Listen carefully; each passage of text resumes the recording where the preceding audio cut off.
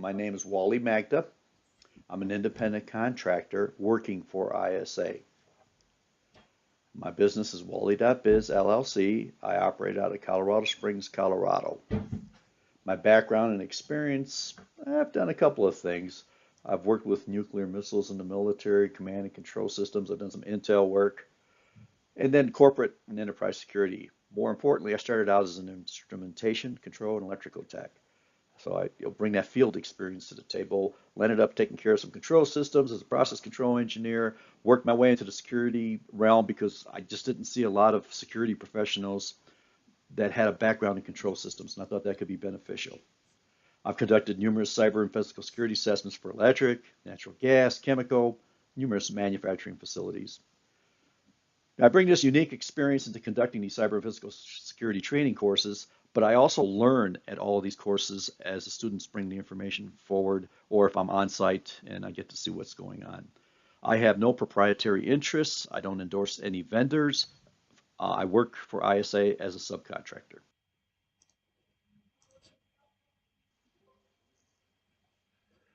Greetings. Welcome to ISA's IC32 PCAP Demo Lab. PCAP stands for Packet Capture. What will we cover? We're going to talk about a PCAP in general. And then we'll touch on a few protocol analyzer tools that are open source. They don't cost you anything directly. Wireshark, BruteShark, Network Miner. Our goal is to take a high-level look at the sample PCAP generated by the ISA labs and introduce you to three protocol analyzer tools. A PCAP, or a packet capture, contains a lot of useful information for troubleshooting and analysis. It's very helpful in supporting forensic investigations. For example, you can view which devices are on the networks and are communicating and see the various protocols in use. You can do this live, or you can capture the PCAP, save it, and do your analysis offline later. Generally, you tend to do them offline.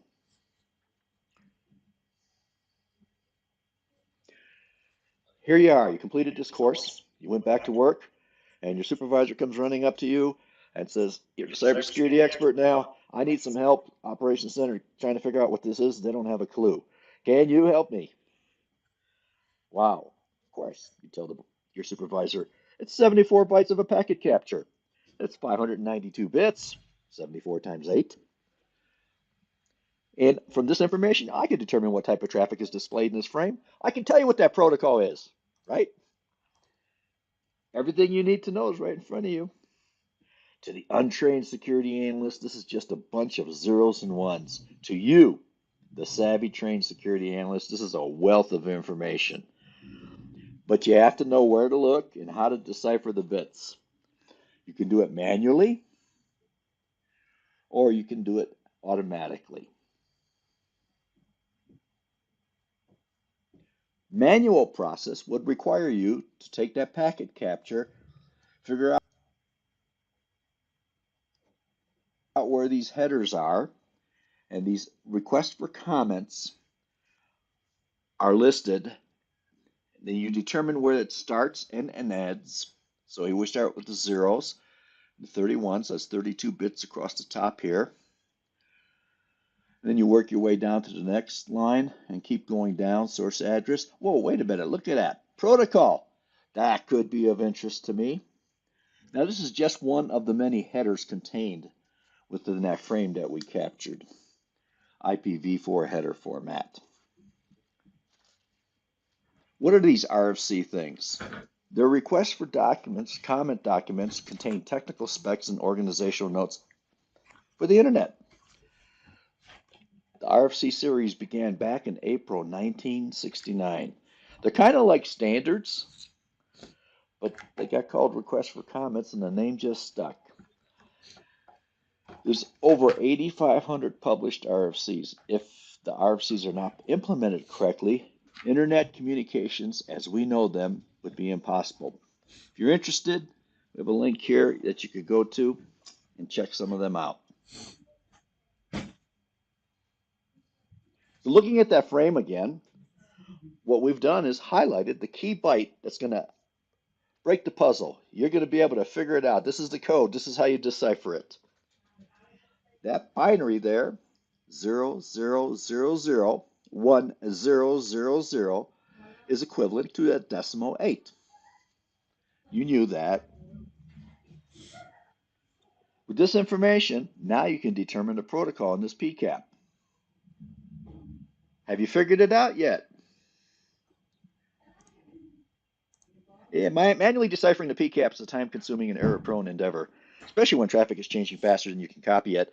And if you flip one bit, which would be very easy to do, the results can really throw you off.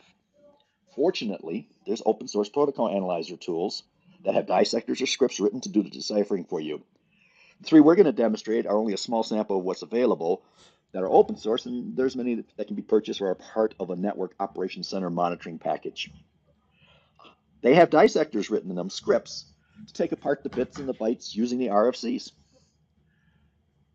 There's the ones for IT, the typical IT type packets, and then we have control system operations technology packets that also have scripts for them written nowadays.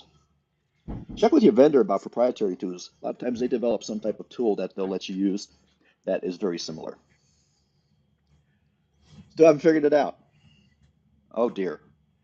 So let's take a look at Wireshark and let it eat that frame and give us a display.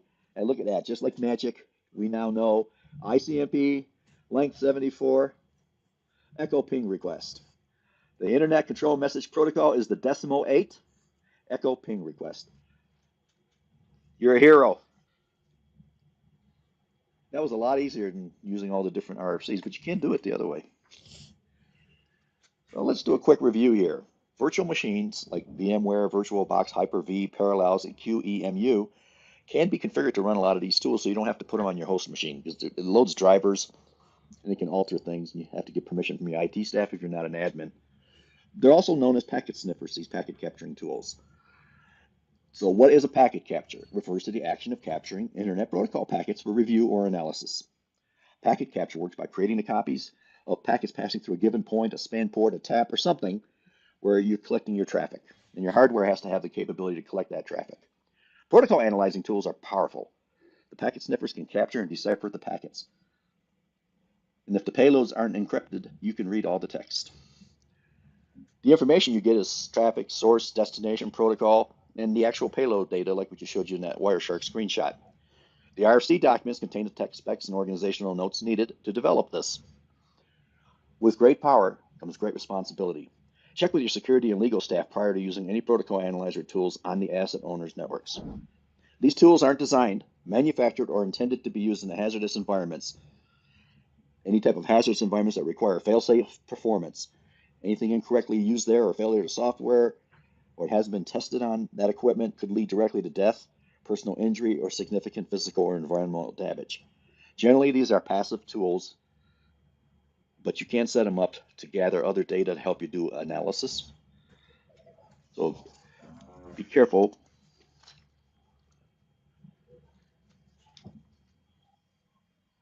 In the next few sections, we're going to introduce you to 3 open source protocol analyzer tools, Wireshark, BruteShark, and Network Miner.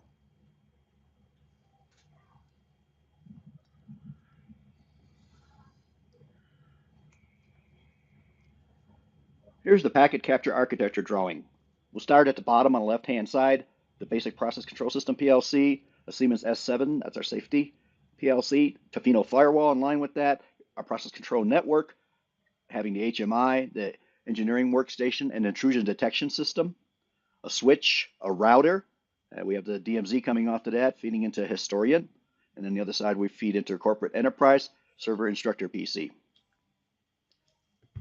If you ever have a chance to take the follow-on courses, here's a screenshot of the equipment as it exists in the lab, and each one of these is a separate plant. Here's plant 7, the PLC's on top, network gear, and the Tofino firewall right here. We've got the laptops filling in for the HMIs, and buried behind here are a couple of Raspberry Pis that are actually doing some of our Historian work and intrusion detection system for us. So we'll wrap this on the architecture drawing and move on to the next module.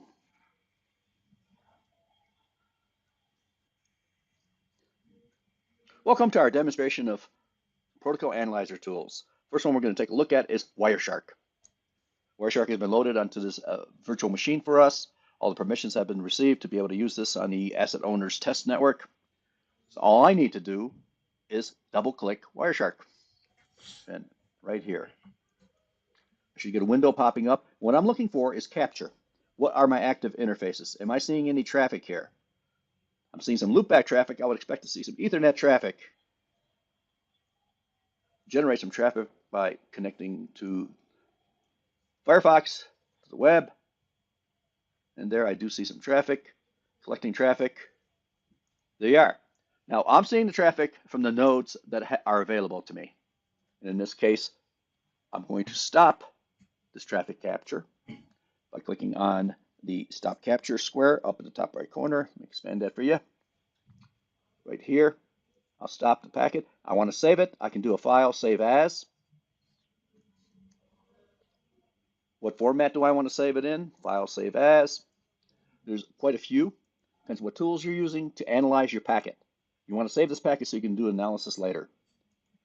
I'm just going to take the default, the packet pcap ng, and the file test1.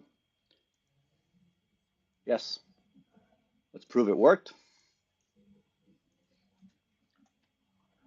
There's test1 pcap. Go ahead and double click on it. Sure enough, there we go. We see it. Before we move on to a live capture from a control system, we just point out a feature of Wireshark. We have the 3 panes here, the packets list, the packet detail, and the packet bytes.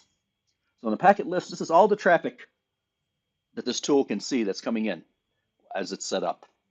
And each one of these are frames at the top. If I click on one of the frames, you'll notice here in the middle pane, the packet detail, the information there changes.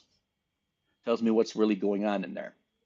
So going back up to TCP, we have the packet list frame, the packet detail pane, and then we have the packet bytes frame. We're not going to focus a lot on the packet bytes. The information we need for this analysis here is everything that's here in the packet detail frame. So this just highlights what we clicked on up here. One interesting development of Wireshark is that here I can click in the middle pane, packets detail, top frame, and I see all my traffic, 66 bytes, 528 bits. If I try to make an analogy to this of the 7-layer model, here is layer 2, Ethernet, the MAC addresses of the devices. So this is the data link layer traffic. It's been parsed out for us due to scripts and dissectors that have been written by the community. The Internet Protocol version 4, the source, destination, who's talking to who, what internet protocols are running, and then the TCP shows me source port and a destination port. In this case, 443 is indicating to me that if we followed all the rules and set it up properly, this is a secure web browser port, 443. Insecure would be port 80. Good tool. Let's grab a packet capture that was created for us by the ISA Labs in Durham, North Carolina. Double click on that IC32 packet capture. We open up, and the first frame we see is an OPC UA frame. You go down and scroll and look at the different type of protocols that are coming in. With Wireshark, another feature that is good up here is apply a display filter. The display is what you're seeing. You have a capture filter of what you capture. Here's the display filter. And I'm going to put in Modbus because I suspect it's running on this network. There we go. We have Modbus. I have all the packets here. I can sort just like a spreadsheet and whatever I want when it starts and when it doesn't start. So in this case, I'm going to go to the top. Here's my first Modbus query. If I look at this query, I'm interested in seeing at the higher application layer, what is this thing asking? Modbus TCP. Oh, it wants to know the function code. Read holding registers. Function code 3. The reply from the device is, hi, here's my function code information that you asked for. Here's all my registers. Registers, information in memory. It's usually the analog data of different measurement devices, flow devices, whatever type of devices that you have out there in the field is calibrated to talk to the system. And I can see all that information. Notice that it's all clear text. This is not encrypted information. It could be. A couple of other tools. Let me clear this filter. Clicking on the X is analyze. I can display filters, prepare as a filters. I can look at what protocols are enabled. A really cool feature is statistics. I can look at the protocol hierarchy and see all the different protocols that are running. This is really neat. If I look here at Ethernet IP and I'm the analyst, I go like, what do you mean Ethernet IP? I didn't know we were using Ethernet IP. I need to investigate this a little further. Another tool that's available to us is packet details. I clicked on the magnifying glass icon that says find the packet. Let me expand that again. And I did packet details, so that's the middle pane. Narrow, wide, case sensitive, I don't care. Strings. I could do displays, hex, regular. I want to do strings, and I'll tell you why. Seeing the HTTP traffic and the clear text of Modbus, I'm wondering if we're using any passwords that were captured during this PCAP. So I'm going to type in the word password. I'm a pretty bright guy. Oh, wonderful. Look what we got. An Easter egg, a gift, a golden nugget, something to chase. So enter user password. Let me scroll down just a little bit. So it went to this frame, HTTP, acknowledgement, HTTP. Since it's HTTP, I have a warm fuzzy that this is not secure. It's not encrypted because I also see AD traffic, which is unencrypted. So I'm going to scroll down just a little bit on that frame here in the detail pane, and I see the word password and PWBox. What's PWBox? Being the bright fellow I am, I go ahead and enter PWBox. Oh, this is just awesome. Look, from a simple packet capture, which I could have done if you were in a hotel or in an airport and you're connecting to a control system, I see that you have used the word admin as your user. Your password is pass0067 exclamation point, and you're logging in. So this is an HTML hypertext login page on what type of device? Something to do with Phoenix Contact. So it's either that router or the switch. I'll need to check that out. And I can figure that out just based on the addressing that I have here.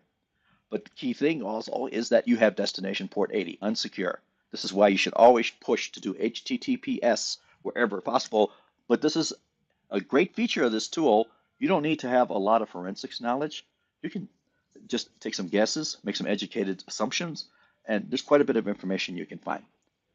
So that's it for our demonstration of Protocol Analyzer tool with Wireshark. We'll move on to the next Protocol Analyzer tool. Thank you.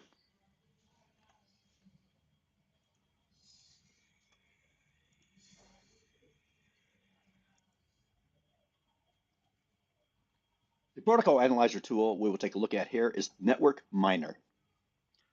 Network Miner is open source available. We have received permission from the asset owner. It's been set up for us. We have it running on this virtual machine in the test lab. I'm going to double click on Network Miner, open it up a little bit. It's a little bit small font to see, but just to start off, we have files, tools, help. Key thing here is I can do a packet capture with this just like I can do with Wireshark. I need to know what my active interface is. So I do a drop down here, and let me go ahead and expand that. And here's the different interfaces. The names look a little different, but I know from this system that this is a gigabit network connection card. So you would save that, do your capture, do your start stop, and save it as a PCAP. We've already done that with Wireshark. Let's take a look at that PCAP file that we have. So open, here's the PCAP file that we were using, and give it a moment to parse that. So we have the file and hosts. There's 13 of them. .50, .51, .34, it's running Windows. Just looking at this, I've got a bunch of great information. Kind of curious about .50. What is .50? Phoenix Contact something. It has open TCP ports of 443. It's using SSL, or it could be using TLS as well. And all the sessions have been caught and documented here.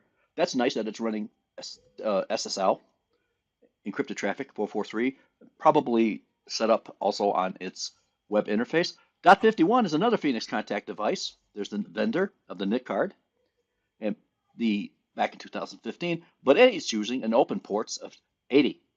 80 is not encrypted. I can read 80 with Wireshark, as we showed you when we did the Wireshark demonstration. 101. What's 101? Vendor, Rockwell. So that's some type of a PLC. And then 201, Siemens. I do some research here on the devices, incoming sessions, look at traffic. And 502, Modbus. Nice. What was 101? Open TCP ports, 44818, SIP traffic. Wealth of information. Files. All the files have been parsed in that packet capture. I can actually click on here and look at the information in the file. I hope I wasn't shopping on eBay that day.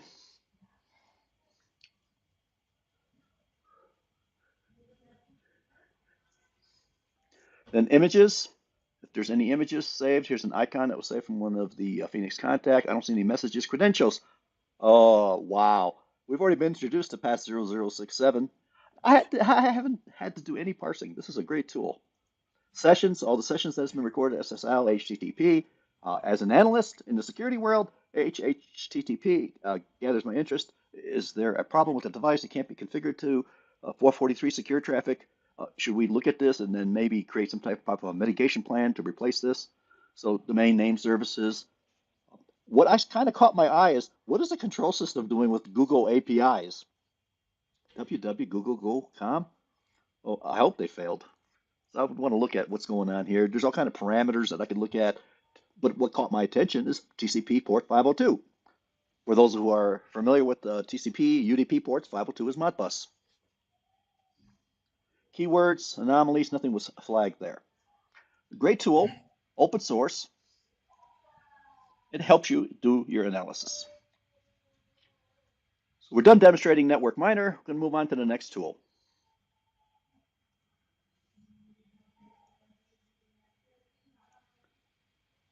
Welcome to our demo of BruteShark. Our asset owner has given us permission to use BruteShark on the test system. We're basically going to focus on our original PCAP, but let's take a look at the tool itself. BruteShark, it's open source, it's available. So we had the IT, OT department get together, load this for us, and all you and I have to do is double click.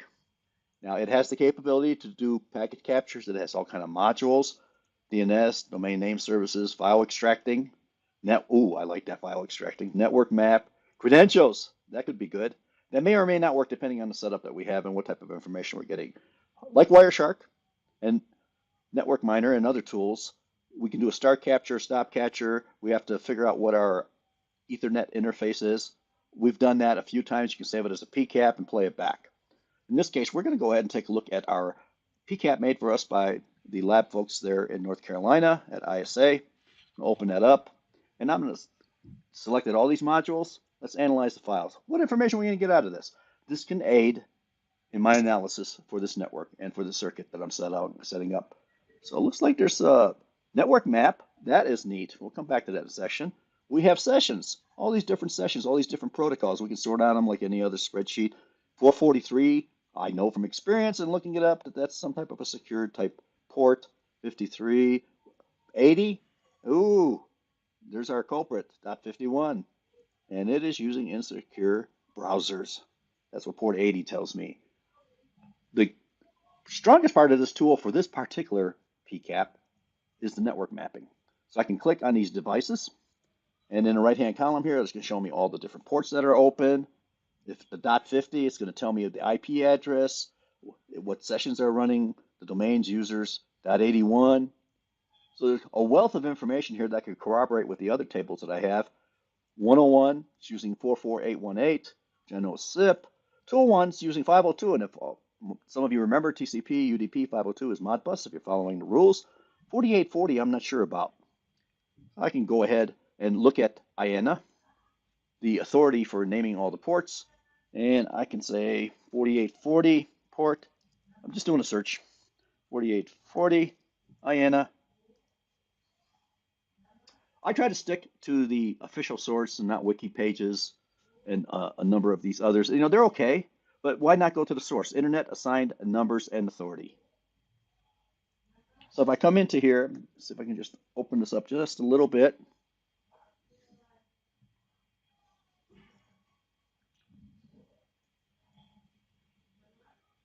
A little more legible for us. The service name and transport registry for this particular protocol, I just popped it in there, 4840. The search was done for me, and I can see that it's OPC UA, OPC connection. So this is just a quick way as an analyst that I can leverage the IANA, leverage all the technical information, and leverage a tool like BruteShark that has given me all my hosts broken out and host details and names. I can export my results. I can build up TCP sessions. There's a whole number of other features available here. That ends our demonstration of BruteShark.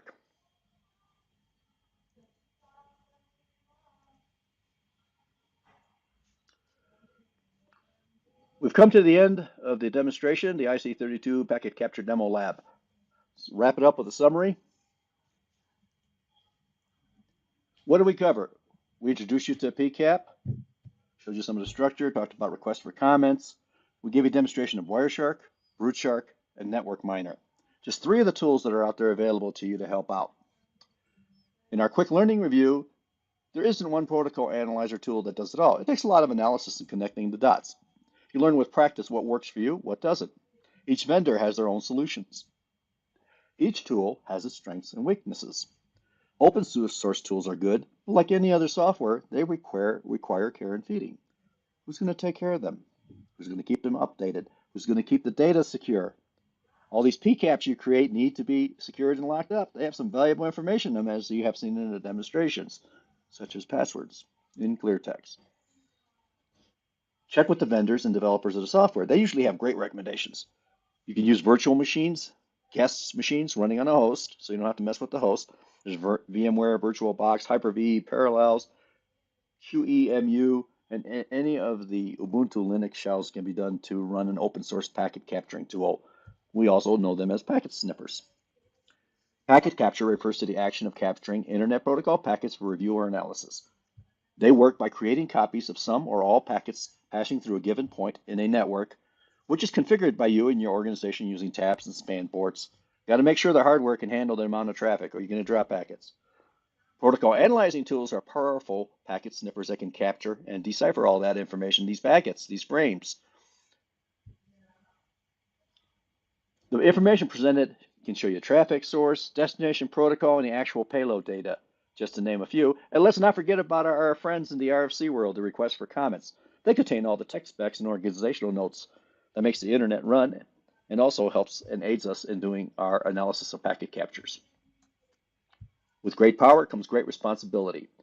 Be sure to check with your security legal staff before you use any of these tools. They're not designed, manufactured, and intended to use in a hazardous environment in place of alarming or anything like that. If you require fail-safe performance, incorrect use of any software could lead directly to death, personal injury, or significant physical or environmental damage. With this, we conclude our series on the PCAP demo. Thank you.